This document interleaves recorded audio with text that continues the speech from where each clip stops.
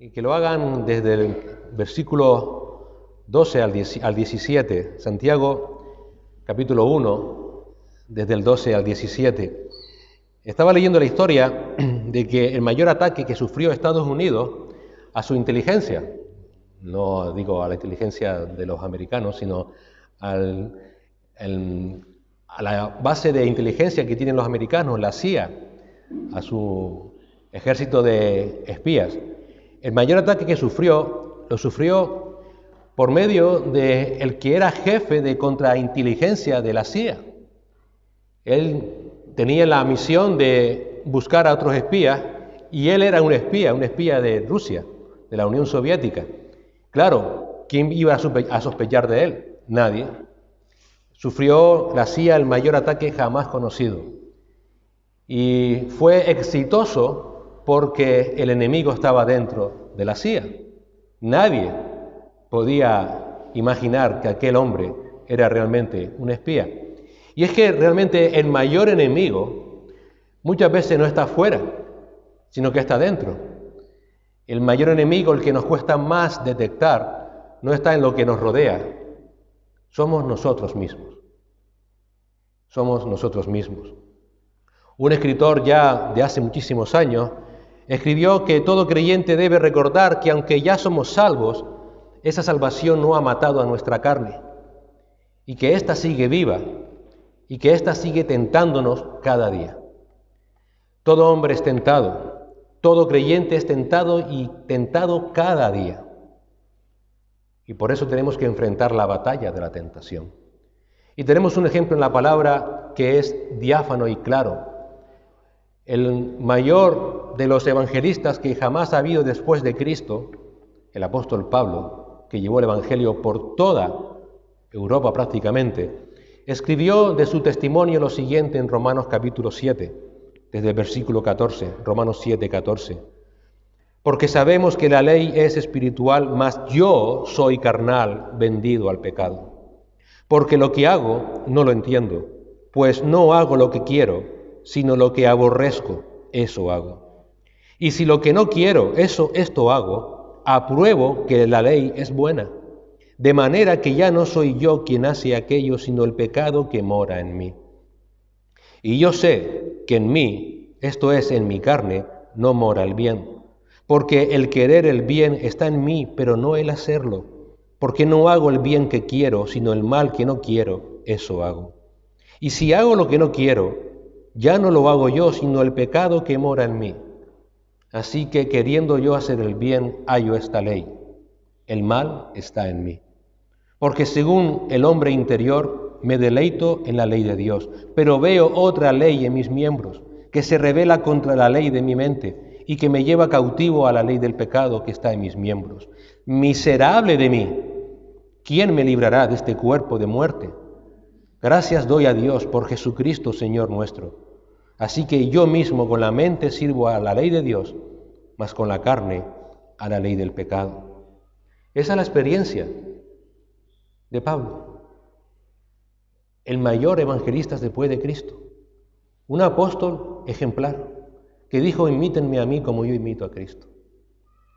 Todo creyente enfrentamos la batalla de la tentación. Es algo habitual, normal, que las personas no redimidas no acepten esa responsabilidad por su propia pecaminosidad. Y así cuando se ven tentados y pecan, ¿qué es lo que hacen? Culpar a otros. ¿No es cierto?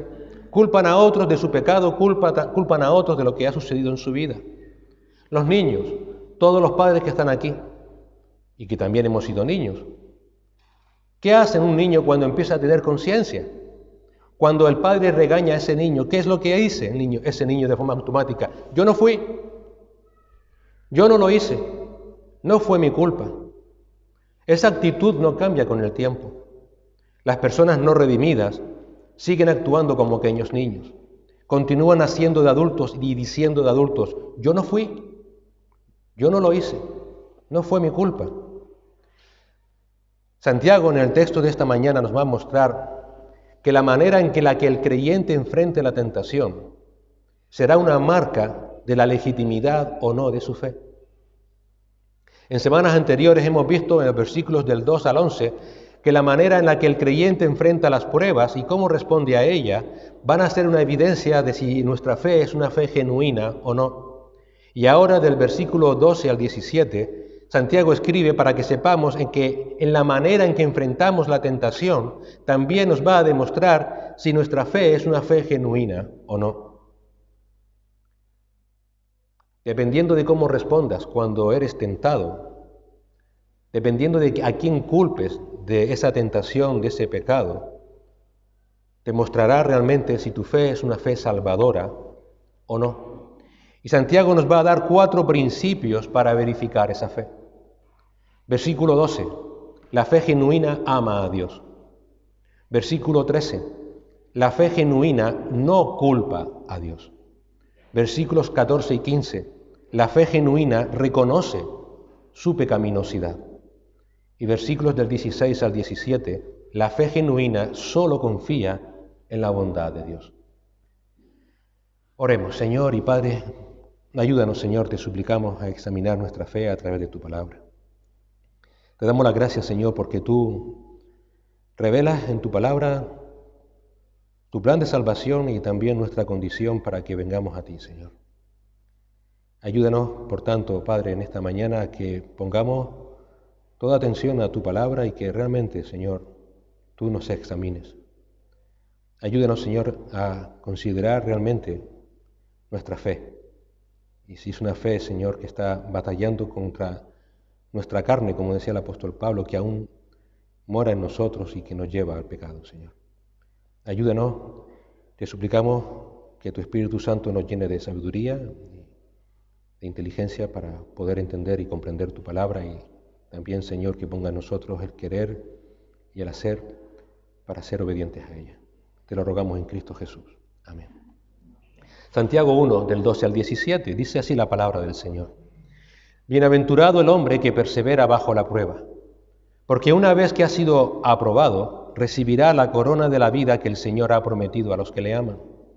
Que nadie diga cuando es tentado, soy tentado por Dios, porque Dios no puede ser tentado por el mal, y Él mismo no tienta a nadie, sino que cada uno es tentado cuando es llevado y seducido por su propia pasión. Después, cuando la pasión ha concebido, da a luz el pecado, y cuando el pecado es consumado, engendra la muerte. Amados míos, no os engañéis. Toda buena dádiva y todo don perfecto viene de lo alto, desciende del Padre de las luces, con el cual no hay cambio ni sombra de variación. La fe genuina ama a Dios. Fíjate cómo Santiago comienza esta sección para que examinemos nuestra fe a la luz de las tentaciones. Bienaventurado el varón que soporta la tentación, porque cuando haya resistido la prueba, recibirá la corona de vida que Dios ha prometido a los que le aman. Bienaventurado el varón que soporta la tentación, dice Santiago.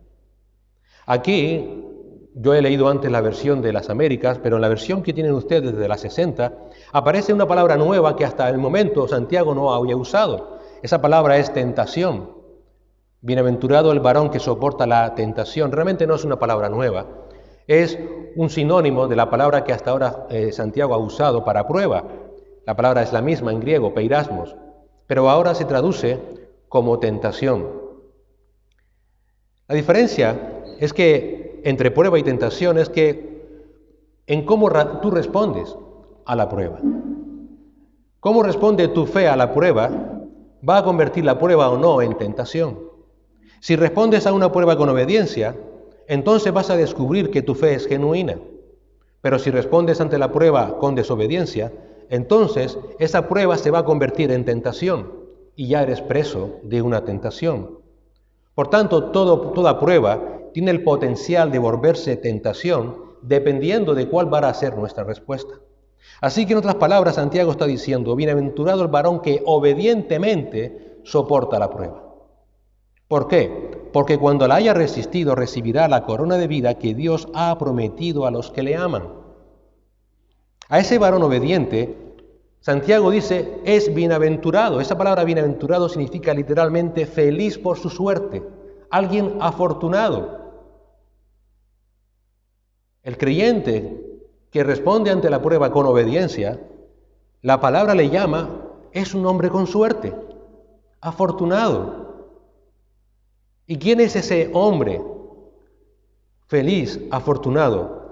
¿Qué encontramos en la palabra de Dios que nos diga quién es ese hombre feliz y afortunado? El propio Señor Jesús nos lo dice en el Sermón del Monte. Y en el Sermón del Monte, que es un pasaje muy conocido de las bienaventuranzas, Mateo 5, del 3 al 11, vemos quién es ese hombre. Dice el Señor: bienaventurados los pobres de espíritu, pues de ellos es el reino de los cielos. Bienaventurados los que lloran, pues ellos serán consolados. Bienaventurados los humildes, pues ellos heredarán la tierra. Bienaventurados los que tienen hambre y sed de justicia, pues ellos serán saciados. Bienaventurados los misericordiosos, pues ellos recibirán misericordia.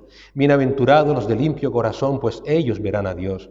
Bienaventurados los que procuran la paz, pues ellos serán llamados hijos de Dios. Bienaventurados aquellos que han sido perseguidos por causa de la justicia, pues de ellos es el reino de los cielos. Bienaventurados seréis cuando os insulten y persigan y digan todo género de mal contra vosotros falsamente por causa de mí. ¡Wow! ¡Qué descripción de ese hombre afortunado que el propio Señor Jesús hace! Se trata de la persona que encuentra felicidad plena en Dios. Puede ser pobre, puede ser humilde, puede estar hambriento, puede estar siendo perseguido, pero es afortunado a pesar de todo eso. Es feliz. Tiene suerte de estar viviendo esa situación. ¿Cómo es posible eso? Porque su gozo no está en las cosas cambiantes del mundo, sino que su gozo está puesta en Dios, quien no cambia. Por eso es afortunado. Eso parece una contradicción, ¿no es cierto? Porque desde la perspectiva humana, ¿quién es el bienaventurado? ¿Quién es el feliz? ¿Quién es el afortunado? ¿El rico? ¿El que tiene? ¿El que está sano? ¿El que tiene una gran familia, una gran cuenta corriente? Ese es el que tiene que estar feliz. Pero dice la palabra, no. El hombre que soporta la tentación, ese es el que es afortunado. ¿Por qué? ¿Por qué es bienaventurado el creyente obediente que persevera durante un tiempo de tentación? Sigue diciendo Santiago, porque él recibirá la corona de vida que Dios ha prometido a los que le aman. Y Santiago usa en esta frase una palabra muy importante, aman. ¿Qué esperaríamos de ese hombre? ¿Qué tendría que hacer ese hombre bienaventurado que sabe que va a recibir la corona de vida? Quizás podríamos haber esperado que Santiago escribiera la corona de vida que Dios ha prometido a los que confían en él. Podríamos haber esperado que Dios tiene preparado la corona de vida a los que le obedecen, pero fíjate que no. Santiago dice, a los que aman a Dios. ¿Por qué? Porque el amor a Dios es el que está dispuesto a soportar pruebas y tentaciones. ¿Por qué? Porque pone a Dios por encima de tus propias circunstancias. El hombre bienaventurado está dispuesto a soportar todas las pruebas por amor a Dios. Por amor a Dios. Si el amor no es el motor de tu relación con Dios, lo que te está moviendo es el moralismo, o es la religiosidad, o incluso la hipocresía de la apariencia. Por tanto, tu fe no es genuina. ¿Acaso se puede alabar a Dios, glorificar a Dios y no ser salvos? Por supuesto que sí. El propio Señor Jesús lo dice en Mateo 15:8, usando a Isaías. Y el Señor Jesús dijo, este pueblo con sus labios me honran, pero su corazón, ¿qué? Está muy lejos de mí. Muy lejos de mí. ¿Por qué el creyente tiene una actitud de gozo cuando pasa por pruebas y tentaciones? Porque ama a Dios. Porque sabe que Él ha sido amado por Dios, sin merecerlo. Porque sabe que Dios, todo lo que permite en su vida, no le va a dañar. ¿Por qué tenemos una mente sabia, necesaria para pasar las pruebas? Porque Dios nos ama y nos ha dado su verdad, y por eso le amamos. ¿Por qué tenemos una voluntad sumisa? Porque le amamos. Porque donde hay amor, hay sumisión y hay obediencia. ¿Por qué tenemos un corazón que confía en Dios en medio de la prueba? Porque el amor y la fe van juntos. Porque cuando amamos a alguien, confiamos plenamente en ese alguien. La recompensa de la vida eterna, por tanto, será para aquellos que perseveran en la santidad en medio de la tentación por amor a Dios. Por amor a Dios. El amor a Dios es la evidencia de una fe genuina. Aman a Dios aún por encima de sus propias vidas, aún de sus propias circunstancias. Todo lo soportan por amor a Cristo. El propio Señor Jesús lo dijo. Él dio un gran mandamiento del que depende, dice el Señor Jesús, toda la ley y todo el Antiguo Testamento. ¿Se acuerdan cuál es ese gran mandamiento? Amarás al Señor tu Dios con todo tu corazón y con toda tu alma y con toda tu mente. Ese es el gran y primer mandamiento. Cuando un creyente tiene esa confianza en el Señor y a pesar de su situación o de sus circunstancias, lo valora como algo despreciable por amor al Señor, es la evidencia de una fe genuina. Eso es lo que nos hace movernos a amar al Señor y a depender de Él. Dependemos del Señor porque le amamos. Dependemos del Señor y vamos a Él en oración porque le amamos. Tristemente muchos van buscando al Señor a orar para beneficio, para que el Señor me dé. El creyente con fe genuina va al Señor a depender de Él porque le ama y porque sabe que es amado por un Dios bueno. Por eso el Señor dijo, velad, orad, para que no entréis en tentación. Porque el espíritu está dispuesto, pero la carne es débil. Una fe genuina va a perseverar en medio de la prueba por amor a Dios. Ese creyente obediente que persevera en amor es bienaventurado, es dichoso, a pesar de la dureza de la prueba por la que pueda estar pasando. Para él lo importante no es su situación, sino la gloria de Dios. Ahora, si caigo en pecado, ¿quién tiene la culpa? ¿La culpa es de Dios? ¿Acaso no es Él el que trae la prueba? ¿Acaso no es Él el que la permite? ¿La culpa es de mi situación, de mi circunstancia, de mi vida anterior, de mis padres que no me educaron bien o de una familia desestructurada? ¿La culpa es que Dios permitió que yo naciera en una familia realmente que no era creyente? ¿Quién tiene la culpa?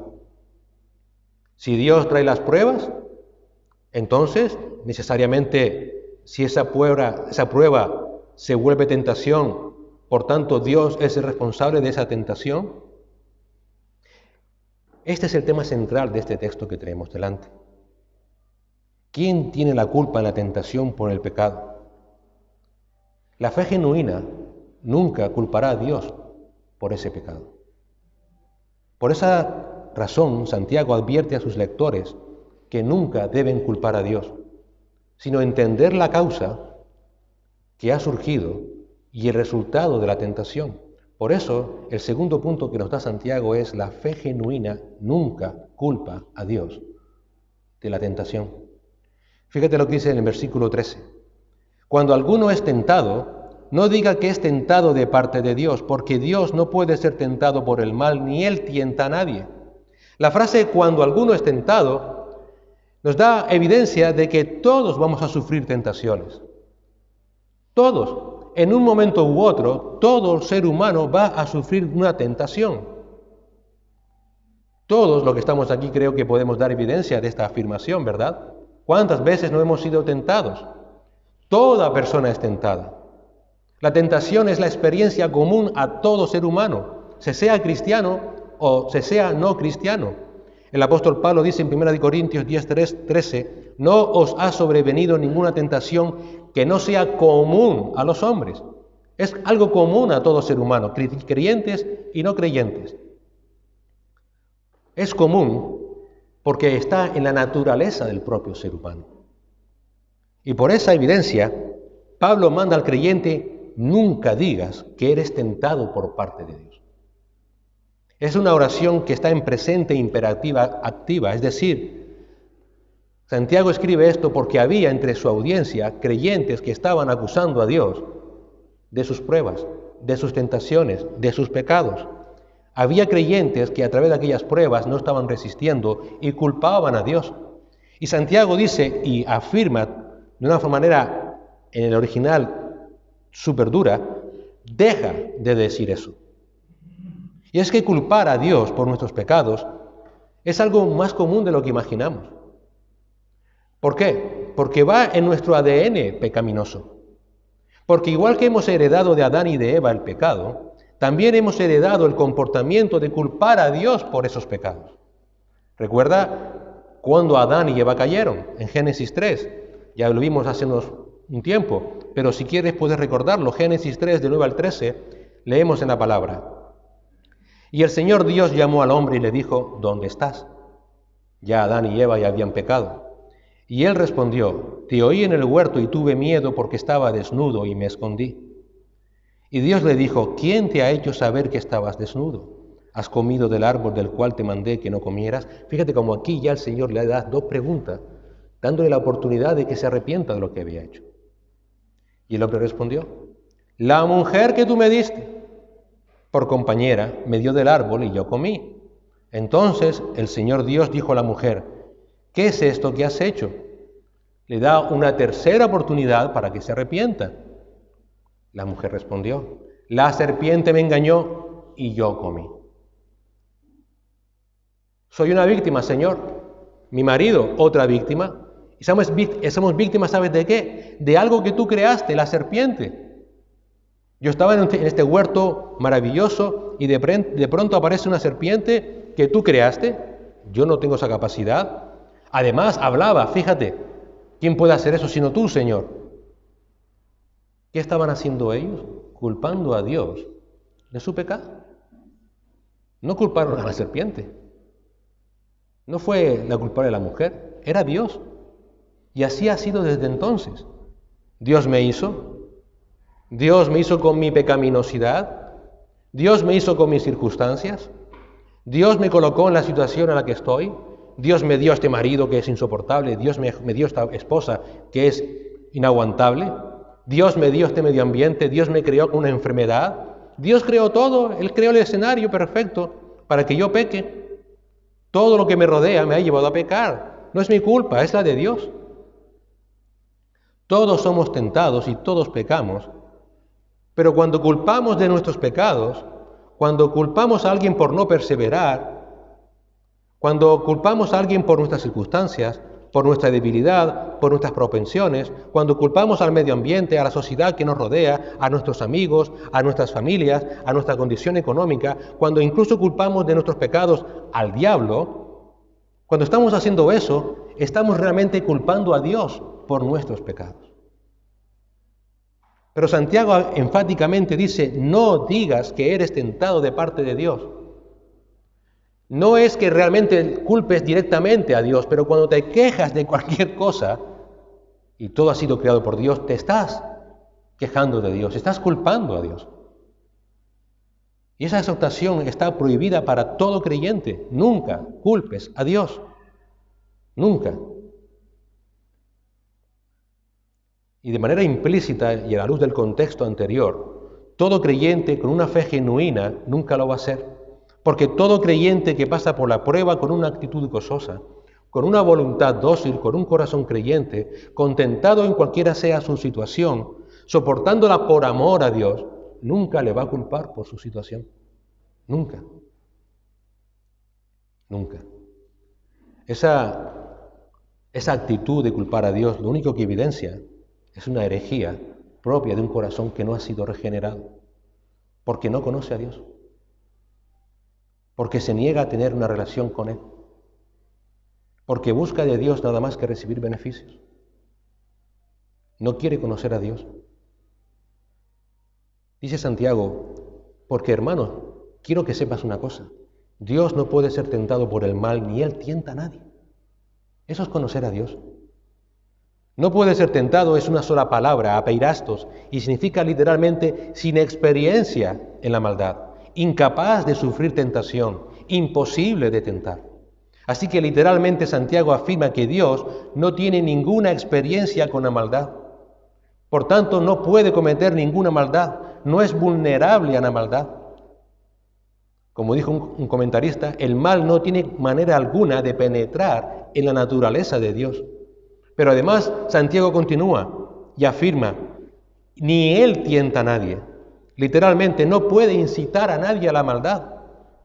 Siempre hablamos de que Dios es todopoderoso, ciertamente, en tanto y en cuanto vaya a favor de su voluntad. Cualquier cosa que vaya en contra de su naturaleza, Dios no lo puede hacer. Él no puede tentar, porque el mal no puede afectarle. Y esta es una afirmación consecuentemente lógica. Es imposible para Dios inducir a pecar a nadie porque Él mismo no tiene experiencia con la maldad.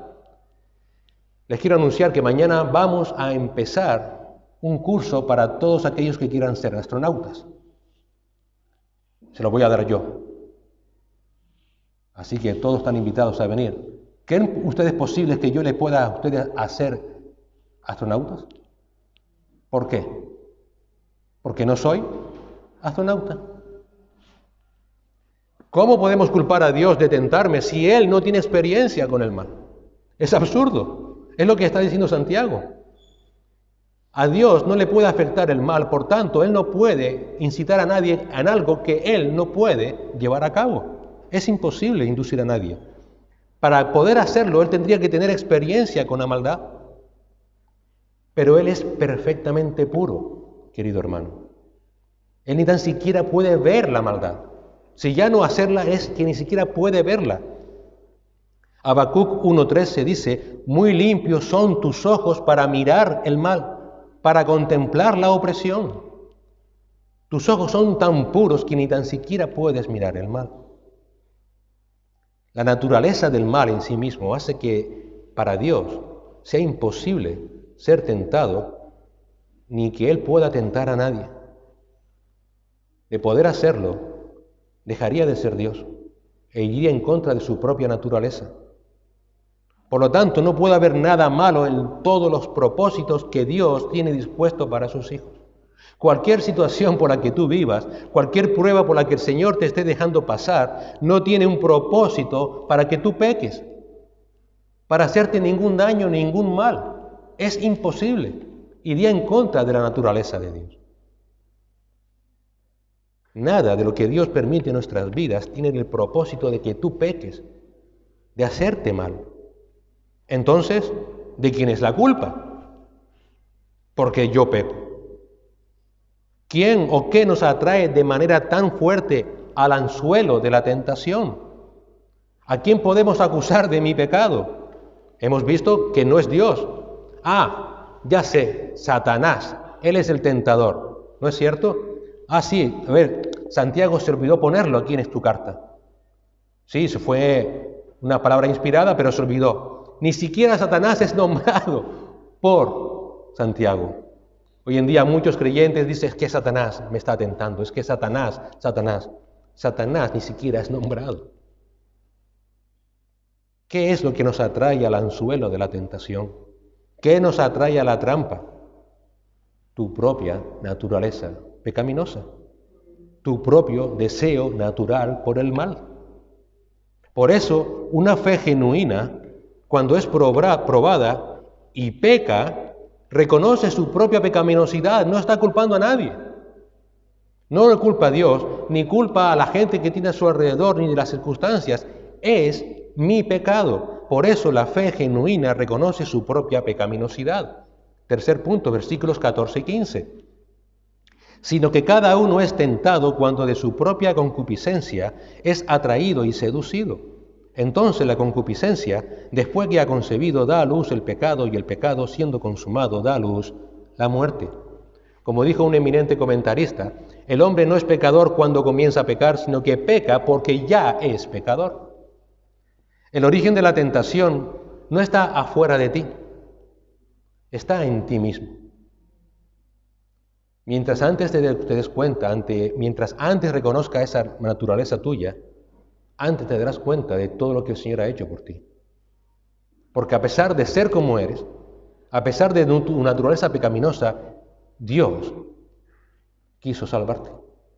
La fe genuina, por tanto, reconoce su propia pecaminosidad. Santiago comienza este versículo afirmando esta realidad y lo hace contrastando la verdad anterior de que Dios no es el causante de nuestro pecado con la verdad de que somos nosotros el causante.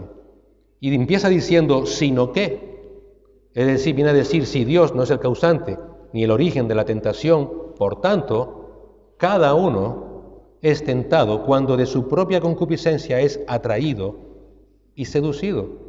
Cada uno, fíjate que dice Santiago, cada uno en particular, él apunta al culpable, es decir, él no deja libertad para pensar quién puede ser. Te dice, ya te lo está diciendo directamente, eres tú, cada uno, ekastos, cada uno considerado individualmente. Señálate a ti cuando hables del pecado. Y si quedaba poco, con una afirmación, sigue diciendo, de su propia, es decir, de lo que es único, específico de una persona. Así que Santiago está afirmando por partida doble, señálate a ti cuando te preguntes quién te ha hecho pecar. Eres tú, has sido tentado por lo que tú eres, porque tú mismo ya eres pecador.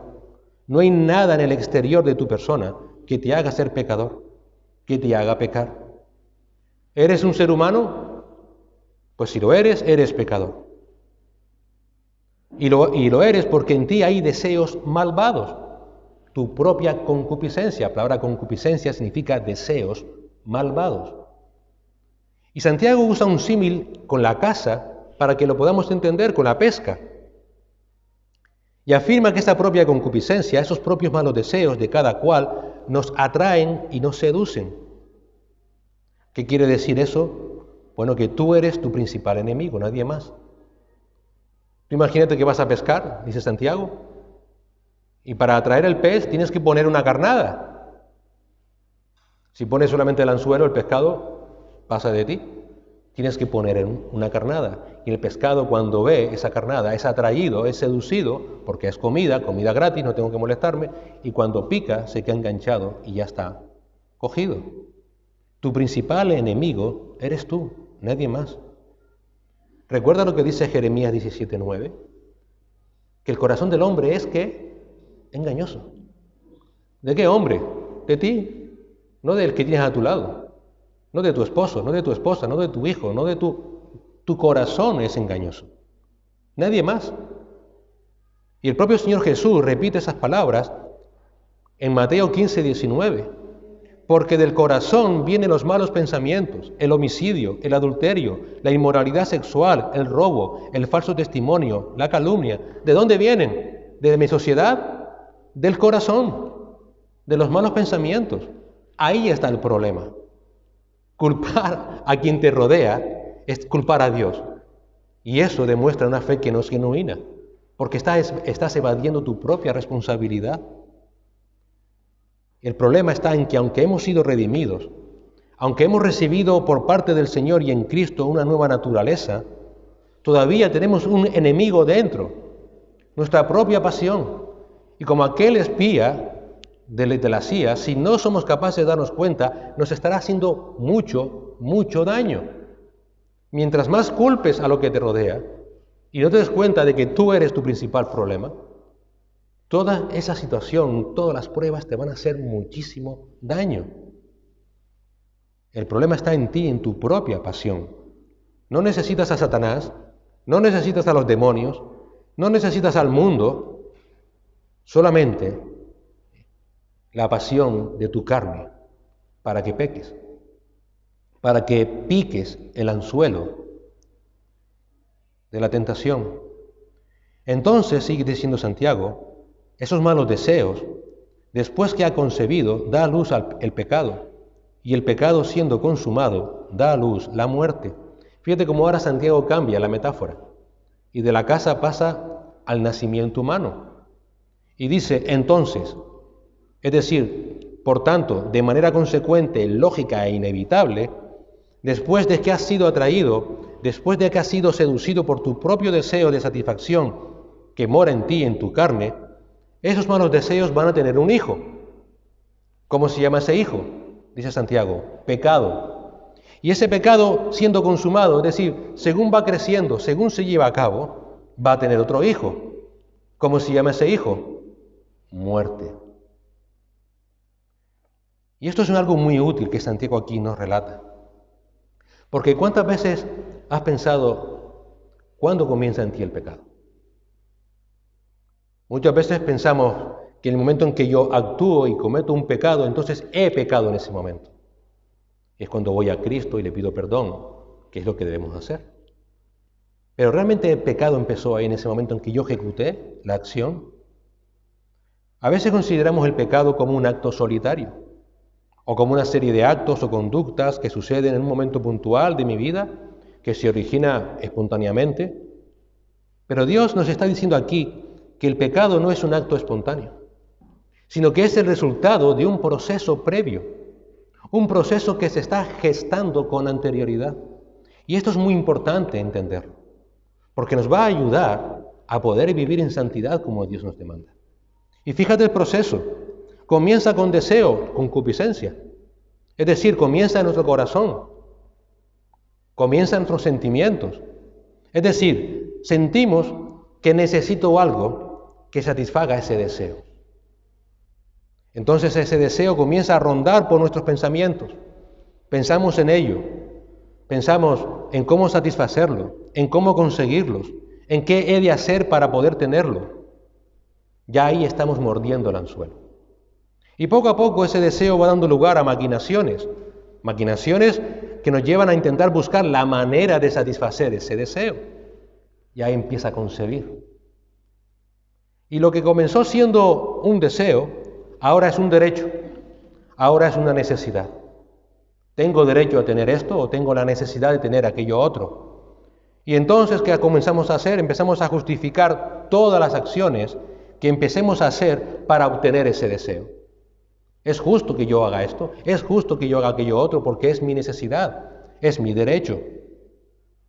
Ahí ya se ha dado a luz el pecado. El pecado es concebido como un deseo inicial en nuestras emociones, hermanos. Y después es justificado en nuestra mente. Se concibe después con nuestra voluntad y se produce por nuestra conducta. Esa es la secuencia. Se concibe como un deseo, es justificado en nuestra mente, se concibe en la voluntad y se lleva a cabo con nuestra conducta. Por eso el creyente con una fe genuina, que reconoce su propia pecaminosidad, se debe preguntar, ¿en qué punto de mi vida enfrento el pecado? ¿Cuándo? ¿Cuando ya lo llevo a cabo? Error. Cuando ya estás en la conducta, cuando ya lo haces, cuando ya no hay nada que hacer, no, tienes que enfrentarlo desde atrás. Desde el momento en que en tu cabeza empiece el deseo, el sentimiento. La persona que puede controlar esa respuesta emocional es la que va a poder enfrentar con eficacia el pecado. Porque va a enfrentar el pecado desde su inicio, antes de que suceda. Desde el momento en que tengas un deseo, un sentimiento que no es lícito, ponte a orar al Señor. Ponte a orar al Señor. No justifiques cualquier cosa para satisfacer ese deseo. La persona que está siendo controlada por el fruto del Espíritu Santo está siendo santificada. ¿Y qué hará? Primeramente y antes que nada, llevará todos sus pensamientos cautivos a Cristo. ¿Lo haces? Cada día. Pablo dice a los Corintios, en 2 Corintios 10:5, destruyendo especulaciones y todo razonamiento altivo que se levanta contra el conocimiento de Dios y poniendo todo pensamiento en cautiverio a la obediencia a Cristo. Todo empieza por nuestros pensamientos, hermanos, y en llevarlos en cautiverio, cautivos a Cristo. Necesitas la mente de Cristo. Necesitas una mente renovada por la palabra de Dios. Necesitas una mente que esté puesta en las cosas de arriba y no en las cosas de la tierra. Necesitas una mente que esté saturada por la palabra de Dios, que en ella mores ricamente. Necesitas una mente, como dice Pablo en Romanos 12:2, que no se adapte a este mundo, sino que va siendo transformada mediante la renovación de nuestra mente, para que verifiquemos cuál es la voluntad de Dios, lo que es bueno, aceptable y perfecto. La fe genuina del creyente que reconoce su propia pecaminosidad tendrá una mente transformada por la palabra. No se va a conformar a este mundo. Amará al Señor su Dios con toda su mente. Reconocerá su propia pecaminosidad. ¿Qué hay en tu mente cuando llega la prueba? Si tu mente se está alimentando de la palabra de Dios, entonces vas a conseguir detener el pecado en su punto inicial, antes que comience. Si tus emociones están bajo el control del Espíritu de Dios, entonces tus pensamientos van a ser llevados cautivos a Cristo. Ahí es donde vas a detener el pecado antes de que comience. Qué importante es eso. Qué importante. No podemos exponer, como hacemos tristemente, nuestras emociones a las cosas del mundo, porque eso realmente lo que está haciendo es alejarnos de Dios. Si das rienda suelta a tus emociones y la expones a lo que el mundo te ofrece, sus pasiones, sus deseos, como dice Primera de Juan, los deseos de los ojos, entonces lo único que estás haciendo es dejar una puerta abierta para que toda, y perdona la expresión, toda la basura de este mundo entre en tu vida.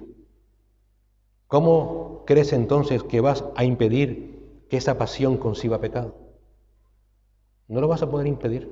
Cuando dejas tu corazón abierto a toda la basura del mundo, es lo que va a suceder. Si llevas tus pensamientos cautivos a Cristo, es cuando vas a conseguir que ese pecado no se lleve a cabo. Y fíjate lo que dice Santiago. ¿Qué sucede con ese pecado cuando da luz? ¿Qué hijo tiene? Muerte, muerte. Todo lo que produce satisfacer nuestros deseos es muerte. Es muerte. Por esa causa, todo creyente con fe genuina que admite su propia pecaminosidad nunca se equivocará si lleva todos sus pensamientos cautivos a Cristo y confía solamente en la bondad de Dios. Por eso la fe genuina también, dice Santiago, confía solamente en la bondad de Dios. Fíjate versículos 16 y 17. Amados hermanos míos, no yerren. Toda buena dádiva y todo don perfecto desciende de lo alto, del Padre de las luces, en el cual no hay mudanza ni sombra de variación. Santiago comienza diciendo, amados hermanos, no yerren, no se equivoquen. ¿Por qué buscas en las cosas del mundo para satisfacer lo que tú necesitas? Todo ya te lo da Dios. Todo lo que necesita el ser humano ya Dios te lo da. No necesitamos absolutamente nada del mundo. Nada, literalmente. No se dejen engañar. Dice, recuerda, si el pecado está en ti y cedes, tú mismo te estás engañando. Engañoso es el corazón del hombre. Deja de culpar a Dios. Tú sabes que el mal está en ti. No te dejes engañar por tus propias pasiones. No culpes a Dios de tu situación. Confía en su bondad, porque de Dios viene todo lo que es bueno. Y por eso la fe genuina confía en la bondad de Dios, ese Dios que conoce a través de la palabra. Fíjate lo que dice el versículo 17. Toda buena dádiva y todo don perfecto desciende de lo alto del Padre de las luces, en el cual no hay mudanza ni sombra de variación. Esa palabra dádiva es el acto de dar. Ese don perfecto es todo regalo necesario. En otras palabras, de Dios viene en forma y en contenido todo lo que es bueno. Nadie más en todo el universo puede dar esa bondad. Nadie más en todo el universo puede darlo en la forma en la que Dios lo da. Porque todo eso es consecuente con su propia naturaleza. El Señor Jesús dijo a aquel joven rico, ¿por qué me llamas bueno? Nadie es bueno, solo hay uno bueno, Dios. Dios. ¿Dónde vemos esa demostración en contenido, en forma del amor de Dios? Sino en la cruz de Cristo. Allí, en forma y contenido, vemos ese amor inconmensurable de nuestro Dios, porque allí, de tal manera amó Dios al mundo, que dio a su Hijo unigénito para que todo aquel que cree en Él no se pierda, mas tenga vida eterna. Me encanta saber que Dios lo hizo por gracia, para que nadie se gloríe. Dios te ofrece el mejor regalo que jamás nadie podrá darte. Nadie. No hay nadie en todo el universo que te pueda dar el regalo que te dio Dios en su Hijo Jesucristo.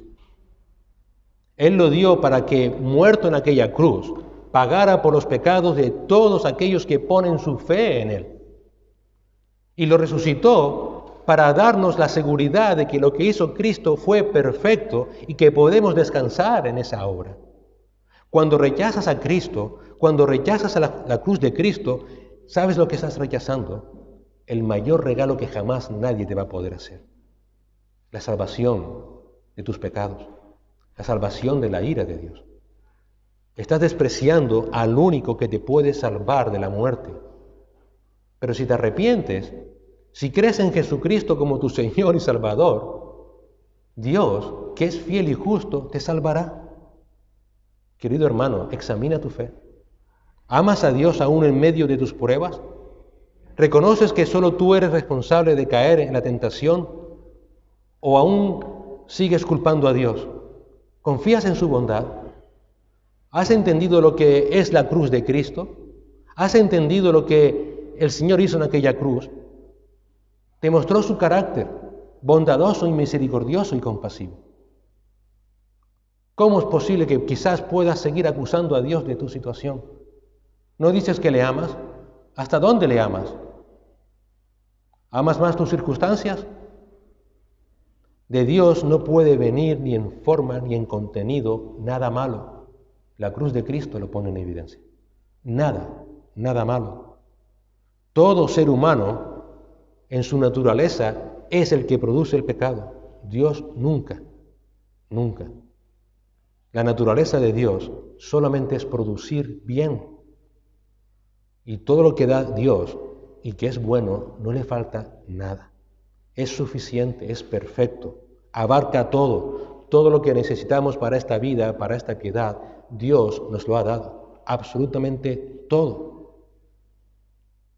En Él no hay dobles motivaciones, en Él no hay nada oscuro, no hay nada malintencionado. Esto, lo que Santiago está escribiendo, era para que aquellos creyentes que vivían en lugares como Grecia contrastaran aquellas deidades griegas que realmente tenían malos deseos, malas intenciones, que eran desconfiadas. Claro, el ser humano ha creado a dioses a su imagen y semejanza.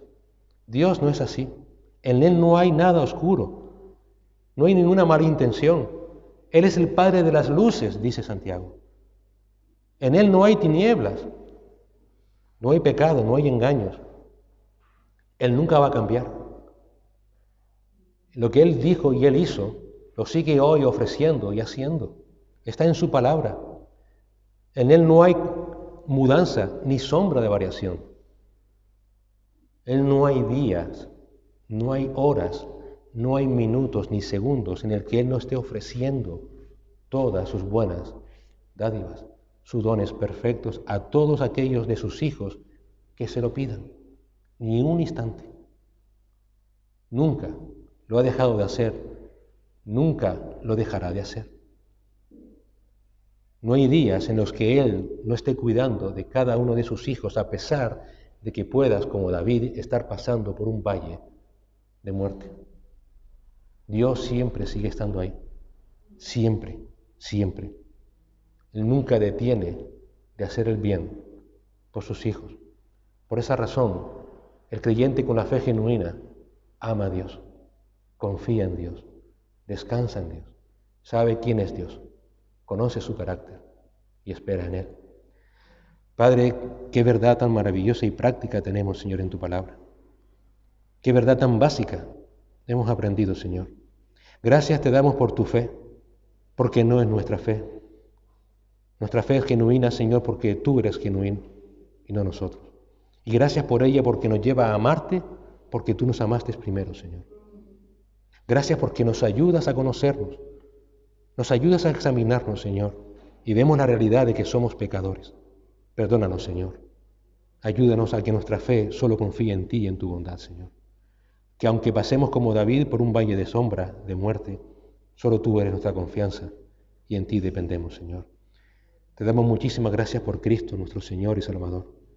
Gracias por su obra de salvación, Señor, el mayor regalo que jamás podamos recibir. Que muestra tu carácter salvador y bondadoso, Señor. Gracias porque su muerte nos permite reconciliarnos contigo, Señor. Y ahora estamos en paz contigo, Señor. Gracias por tu Espíritu Santo, porque Él nos muestra a través de tu palabra que tenemos aún una carne que quiere hacernos caer, pero que se puede conquistar. Podemos, Señor, estar siempre dependientes de ti, porque sin ti nada podemos hacer. Y cuando ya nuestros deseos empiecen, Señor, a atormentarnos, podemos venir a ti al trono de la gracia y recibir el oportuno socorro. Gracias, Señor. Gracias por esa ayuda inestimable, por ayudarnos a vencer el pecado que aún mora en nosotros. Señor, ayúdanos, Padre. Pero si a veces caemos, Señor, ten misericordia. Perdónanos, Señor, y ayúdanos, levántanos, No dejes nuestra rodilla en tierra y ayúdanos a seguir adelante, Señor. Gracias, Padre amado, porque tú suples todo lo que necesitamos, espiritualmente hablando. Ayúdanos a no satisfacer, por tanto, los deseos de esta carne, Señor. Gracias porque tú nos das la mente de Cristo. Ayúdanos, Señor, a que esta mente esté controlada por tu palabra y no por las cosas de este mundo, Señor. Llénala con las riquezas de tu palabra. Controla tú, Señor, a través de ella toda nuestra conducta. Oh, Señor, muchísimas gracias por la esperanza maravillosa que encontramos en ti, Señor. Reconocemos nuestra condición caída. Reconocemos, Señor, nuestra propensión a ser tentado. Pero gracias por Cristo Jesús, como decía el apóstol Pablo. Gracias te doy, Dios, por Cristo Jesús, Señor nuestro. Él venció al pecado, Él venció a la muerte. Y podemos, Señor, agradarte. Ayúdanos, Señor, cada día. Pon nuestras emociones, nuestras mentes controladas por ese mismo Espíritu que resucitó a nuestro Señor y por tu palabra. Por causa del Señor Jesús te lo suplicamos. Amén.